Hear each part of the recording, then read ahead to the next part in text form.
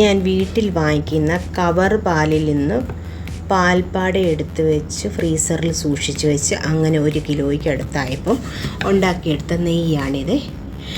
ഇതെങ്ങനെയാണെന്ന് ചോദിച്ചാൽ ഡെയിലി നമ്മൾ വൈകിട്ട് പാല് കാച്ചി കഴിയുമ്പോൾ അത് ആറി ഫ്രിഡ്ജിൽ വയ്ക്കുന്നു. അതിൻ്റെ പാട രാവിലെ എടുത്ത് ഒരു പാത്രത്തിൽ സ്റ്റോർ ചെയ്ത് നമ്മൾ ഫ്രീസറിൽ വയ്ക്കുന്നു. ഫ്രീസറിൽ നമ്മൾ വയ്ക്കുന്ന പാട 1 കിലോയ്ക്ക് അടുത്തായി. ഇത് 1 കിലോയ്ക്ക് അടുത്തായപ്പോഴാണ് ഞാൻ കടായിൽ അത് കമിഴ്ത്തിയിട്ട് ഉരുകി അത് വീഴുമല്ലോ, വീണ് അപ്പോൾ നോക്കിയാൽ കമിഴ്ത്തിയിട്ടിട്ട് എടുക്കുമ്പോൾ നോക്കി കണ്ടോ ഇത്രയും ഇത് ഞാൻ കുറേ ദിവസങ്ങൾ കൊണ്ട് എനിക്കൊന്ന് 2-3 ആഴ്ച കൂടുതൽ 3-4 ആഴ്ച കൂടുതൽ ഞാൻ വെച്ചിരുന്ന പാടയായത്. അങ്ങനെ എടുത്ത് സ്റ്റോർ ചെയ്ത പാടയായത് ഇത്രയും. അതപ്പോൾ അതിനി നമ്മൾ സിമ്മിൽ തീ കൊടുത്തു. ഇനി സിമ്മിൽ കിടന്ന് പതിയെ അതെല്ലാം ഉരുകി ഇറങ്ങണം. സിമ്മിൽ തന്നെ ഇട്ടിട്ടില്ലെങ്കിൽ ചിലപ്പം പെട്ടെന്ന് കരിയും ആദ്യം നമ്മൾ തീ കൊടുക്കുമ്പോൾ കേട്ടോ. അങ്ങനെ സിമ്മിൽ കൊടുത്ത് അത് ഉരുകി ഇറങ്ങി മൊത്തം കംപ്ലീറ്റ് ഉരുകുന്നത് വരെയും ഇടയ്ക്കിടയ്ക്ക് ശ്രദ്ധിക്കണം. ഇളക്കിക്കൊണ്ടേയിരിക്കേണ്ട കാര്യമൊന്നുമില്ല, സിമ്മിലല്ലേ കിടക്കുന്നത്. പിന്നെ ഇടയ്ക്ക് ശ്രദ്ധിക്കണം എന്ന് പറഞ്ഞാൽ പാലിൻ്റെ മയം ഉള്ളത് കൊണ്ട് തീ ഇച്ചിരി കൂടിപ്പോയാൽ തിളച്ച് തൂവുകയും ചെയ്യും.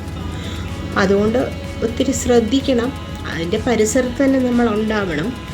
ഇളക്കി കൊടുത്തുകൊണ്ടേ ഇരിക്കുക. ഇടയ്ക്ക് വന്ന് പിന്നെ ആ പാട അത് കട്ടയായിട്ടിരിക്കുന്നത് മൊത്തം ഉരുകി വരുന്നത് വരെ ഇടയ്ക്ക് ഇങ്ങനെ തിരിച്ചു അങ്ങോട്ടും ഇങ്ങോട്ടും ഇളക്കി നോക്ക് കണ്ടോ, ഇളക്കി കൊടുക്കുക. പാട ഒട്ടും ഫുള്ളിലിടുകയേ ചെയ്ത്, ഫുള്ളിലിട്ട് കഴിഞ്ഞാൽ അന്നേരം തിളച്ച് തൂവും പാലിൻ്റെ മയം ഉള്ളത് കൊണ്ട്. ഇത് ആക്ച്വലി പാടയല്ലാതെ വേറൊരു സംഭവവും ഞാൻ എടുത്തു വെച്ചിട്ടില്ല. കാര്യം ചിലരൊക്കെ ചെയ്യുന്നത് ഞാൻ പറഞ്ഞു കേട്ടിട്ടുണ്ട്, ഈ നമ്മൾ തൈര് ഒഴിച്ചൊക്കെ വയ്ക്കും, കേടായി പോകും, അല്ലെങ്കിൽ ഒന്നും ആവത്തില്ല. ഫ്രീസറിൽ ഇങ്ങനെ നമുക്ക് പാട എടുത്ത് സ്റ്റോർ ചെയ്ത് വയ്ക്കുമ്പോൾ കേടാവത്തേ ഇല്ല.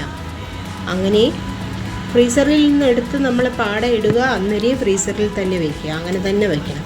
ഇപ്പോൾ ദാ നെയ്യും ഇതും വേറിട്ട് വന്നപ്പോൾ ഇനിയിപ്പം നമുക്ക് ആ പാലിൻ്റെ ആ ഒരു ഇത് പോയതുകൊണ്ട് ഇനി നമുക്കിത് ഫുള്ളിലിടാം.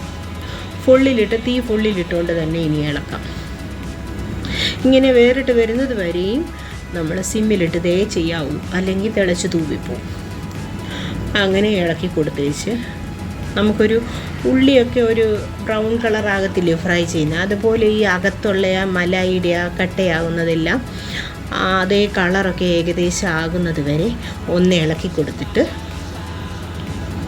നല്ലൊരു ഒരു ക്ലീൻ പാത്രം എടുത്തേച്ച് അതിനകത്ത് വെള്ളം നനവൊന്നുമില്ലാത്ത ഒരു പാത്രം എടുത്ത് അതിലേക്ക് അരിപ്പ വെച്ചിട്ട് നമുക്കിതിനെ ഊറ്റിയെടുക്കണം. ഇതാണ്ട് ഞാനൊരു പാത്രം വെച്ചു, അതിൻ്റെ മേളിൽ അരിപ്പ വെച്ചിട്ട് ഞാനിത് ഊറ്റിയെടുക്കുവാണേ. പൊടിയെല്ലാം ഊറ്റിയെടുക്കുക. എന്നാലും ചെറിയ പൊടിയൊക്കെ വരും, അങ്ങിങ്ങൊക്കെ പൊടിയായിട്ടൊക്കെ. കണ്ടോ അതിൻ്റെ കളർ കണ്ടോ, ഉള്ളി വറുക്കുന്ന കളറല്ലേ വരുന്നത്, അതുപോലെ ഇരിക്കും കണ്ടോ. ഇനി നമുക്ക് ഇത് ഗീ ആറുന്നത് വരെ വെയിറ്റ് ചെയ്യണം. ആറി കഴിയുമ്പോൾ നമുക്ക് നല്ലൊരു ഗ്ലാസ് ബോട്ടിലിൽ ഒഴിച്ച് അടച്ചു വയ്ക്കുക. ആവശ്യമുള്ള സമയത്തെടുത്ത് ഉപയോഗിക്കുക. നല്ല ഗീ കിട്ടിയില്ലേ വീട്ടിൽ തന്നെ ഉണ്ടാക്കി. ഇങ്ങനെ എല്ലാവർക്കും ചെയ്യാവുന്നതേ ഉള്ളൂ. ഇത് കണ്ടിട്ടൊന്ന് ട്രൈ ചെയ്ത് നോക്കണേ എങ്ങനെയുണ്ടെന്നുള്ളത്. ഇത് വെറും കവർ പാലിൻ്റെ ആണെന്ന് ഓർക്കണം.